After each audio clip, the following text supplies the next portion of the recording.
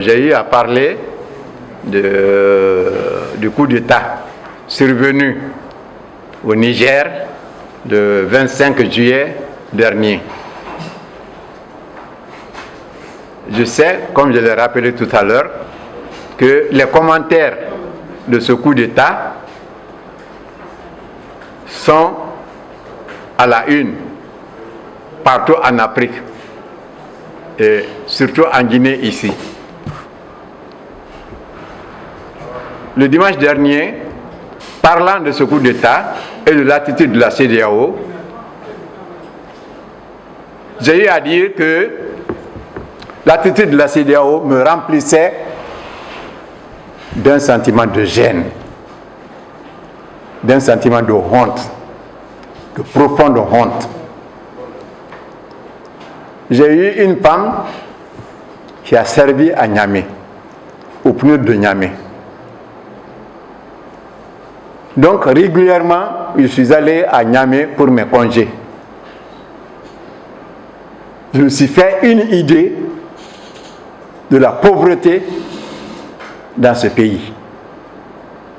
Avec mon instinct de sociologue, une fois, au lieu de retourner par avion à Conakry ici, je suis retourné par la route. Donc j'ai pris le car à Niamey pour venir à Ouagadougou, donc traverser une partie du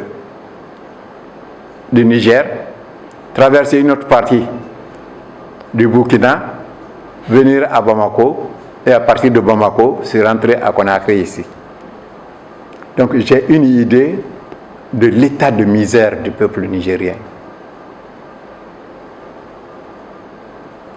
Et les éléments de la CEDEAO ne peuvent pas ignorer cette misère au niveau du Niger. Que malgré ces conditions pénibles du peuple nigérien, que des Africains, de façon délibérée, aient décidé davantage affamer ce peuple, moi je crois que ça sort de l'imagination.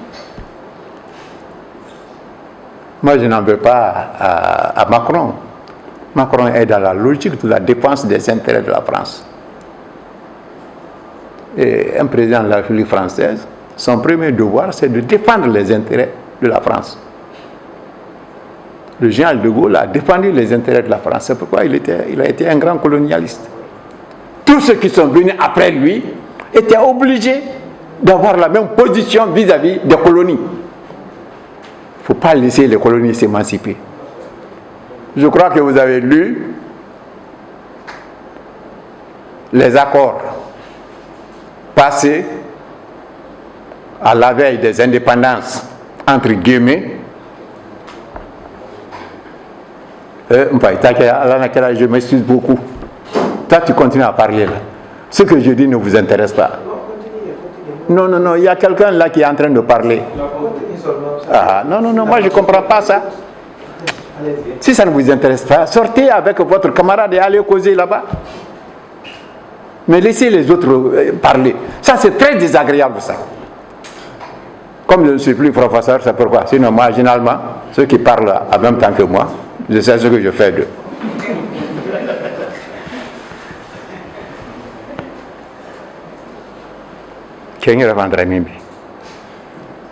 Niger. Bon, donc, que les présidents de la République française défendent les intérêts de la France, ça c'est entièrement normal et ils le disent. À Montpellier, l'année dernière, quand Mitterrand a reçu les organisations de la société civile africaine, il a eu à dire que l'Afrique a des défis communs avec la France, mais pas d'intérêts communs. Que la France a ses intérêts qui lui sont spécifiques. Et ces intérêts-là, c'est dans le code Colbert. Colbert, le célèbre ministre des Finances du roi Soleil, Louis XIV, le roi Soleil, qu'on a appelé le code noir. Là-bas, il est clairement dit que la France colonise pour ses propres besoins. Et ainsi, tout dans les colonies doit pouvoir servir exclusivement les intérêts français. Donc que Macron dise à la face de tout le monde que la France ne peut que défendre ses intérêts, ça c'est dans la logique des choses.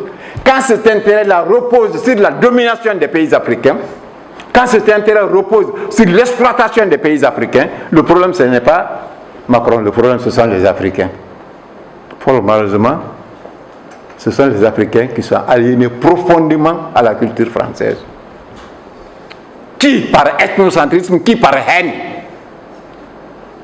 pour dire que la France va venir les mettre au pouvoir. Ou bien la France va les venger. La CEDEAO est au service de la France. Ça c'est très clair. La Guinée est membre fondateur de la CEDEAO. La CEDEAO, c'est Communauté économique des États de l'Afrique de l'Ouest. Communauté économique. Créée en 1975, c'était pour l'intégration économique des pays de l'Ouest africain.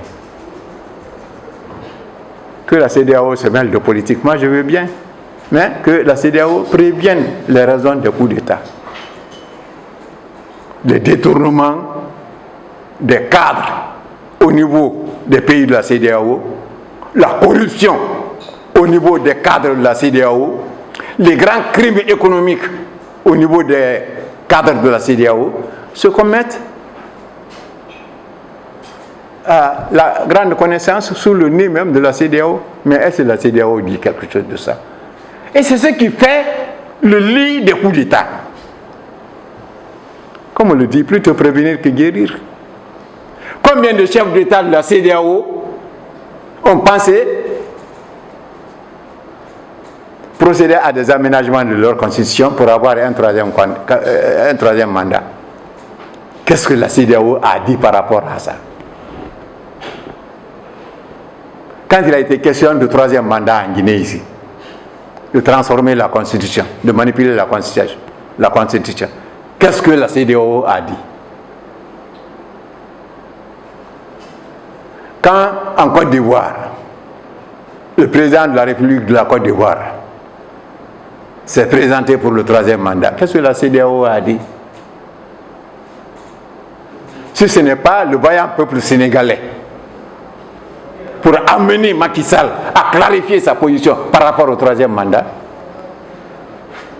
a-t-on entendu la CEDEAO dire à Macky Sall de ne pas se présenter pour un troisième mandat?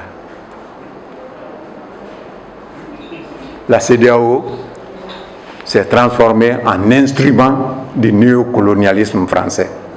C'est ça la vérité. Mais il ne faut pas en vouloir à Macron. Moi je l'ai dit la dernière fois.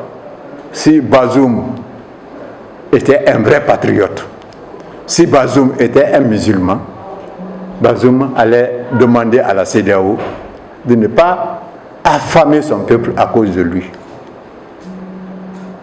Que son peuple est au-dessus de lui. Qu'il doit tout à son peuple. Que ce peuple-là ne doit pas être condamné à la famine, à la maladie sans traitement à cause de lui. Mais comme il n'est pas lui-même, il ne peut pas le dire, sinon ça c'est la logique simple ça.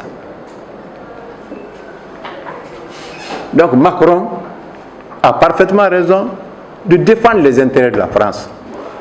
C'est nous les Africains qui avons tort de ne pas défendre les intérêts de nos différents pays. Ce tort-là, c'est par quoi? C'est par l'aliénation culturelle. Nous avons été étudiés en France, nous avons couru pour rejoindre la France nous a nourris pendant un certain temps, nous sommes revenus dans nos différents pays et engagés par la France, pour la France, nous racontons toujours des histoires. Quand j'entends des hommes politiques dire que la Guinée n'est pas une nation, eux ils n'étaient pas là quand on formait la nation. La Guinée est bien une nation, mais eux sont chargés de détruire cette nation, de détruire l'unité nationale par des propos ethnocentriques, par des comportements ethnocentriques. en poussant certains d'entre vous à se préparer pour s'agenouiller devant la France. Mais Dieu merci, l'histoire va toujours dans le sens de la vérité. Il y a 1 an, il y a 2 ans, les gens racontaient en Guinée ici, depuis qu'on a chassé la France, on est malheureux, qu'est-ce qu'on peut bien faire? Mais aujourd'hui, je crois que ces Guinéens-là ont honte, tous ceux qui ont défendu le néocolonialisme, tous ceux qui continuent à défendre le néocolonialisme. Ils ne peuvent plus défendre le néocolonialisme. Ils ne peuvent plus défendre la France. En Afrique, plus personne ne peut défendre la France. Ça, c'est fini. Quel que soit le degré de l'aliénation qu'on a subi, on ne peut plus dépendre du bon de la France. J'ai entendu ce matin des radios dire que Macron a confirmé la nature de fantoche de Bazoum. La France qui est tombée dans la déconsidération des peuples africains, je ne dis pas des intellectuels, de certains intellectuels africains, mais des peuples africains. Lui qui dit que Bazoum est un homme intègre, que si les chefs d'État africains laissent tomber Bazoum, que ce qui est arrivé à Bazoum. Mais en quoi ça l'intéresse? Que ça finit que le savon tombe à l'eau. Qu'est-ce que le chien a à voir dans ça? Le chien ne se lave pas avec le savon, il n'a pas d'habit à laver avec le savon.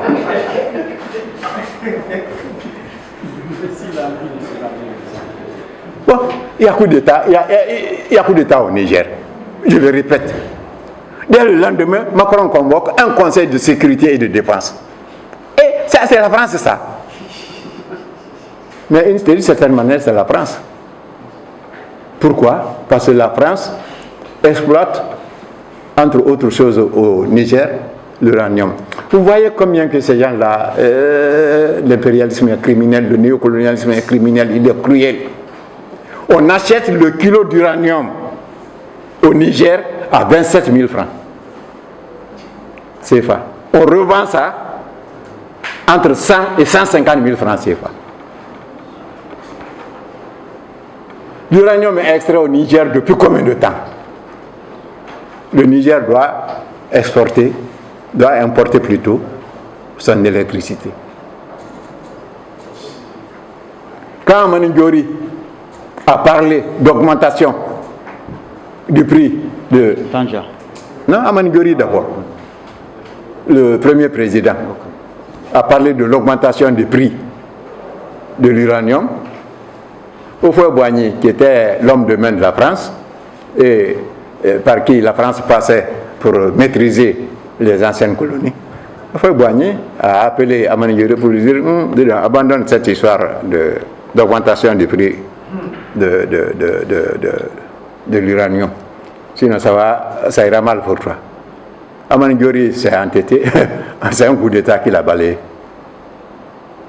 Bon, Tanja aussi. C'est avec lui que l'augmentation là, à 27 000 francs, a été réalisée. Mais ça lui a coûté son fauteuil.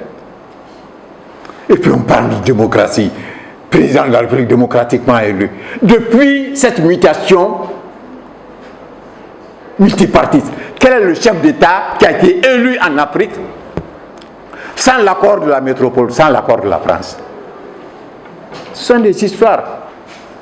Moi, je pense que Bongo a dit la vérité. Bongo a dit que un gouvernement qui a organisé une élection pour perdre l'élection, que ce gouvernement-là est maudit. C'est ça la vérité. Le gouvernement a trop de moyens pour se reconduire au pouvoir. D'abord, les circonscriptions de vote, ce n'est pas le gouvernement qui les détermine. Là où je sais que je n'ai pas beaucoup de voix, eh bien, j'envoie les gens voter à 50 km, à 60 km.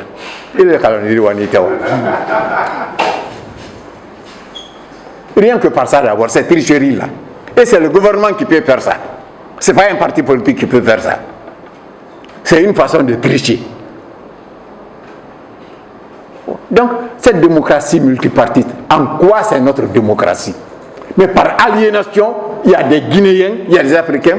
Ah, celui qui ne fait pas le multipartisme, eh bien, lui, il y a une déclaration ici que je vais vous distribuer. On va vous distribuer ça. Mais on a déjà distribué ça. on a dit les pensées suivantes ne nous enseignent-elles pas les danser sur, ne dénoncent-elles pas le multipartisme? Il y a une pensée du président qui date de 1970 où le président dit que la multiplicité des partis politiques dans un pays peut entraîner la misère, l'éparpillement des forces du peuple.